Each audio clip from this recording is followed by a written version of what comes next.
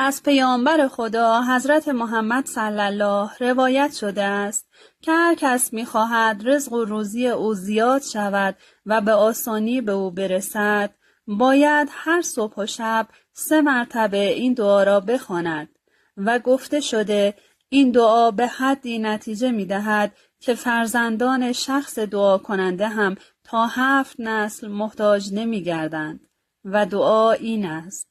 یا الله و یا الله و یا الله، یا رب و یا رب و یا رب، یا حی و یا قیوم، یا ذوالجلال و الاکرام، اسألک باسمک العظیم الاعظم ان ترزقنی رزقا واسعا حلالا طیبا برحمتک یا ارحم الراحمین.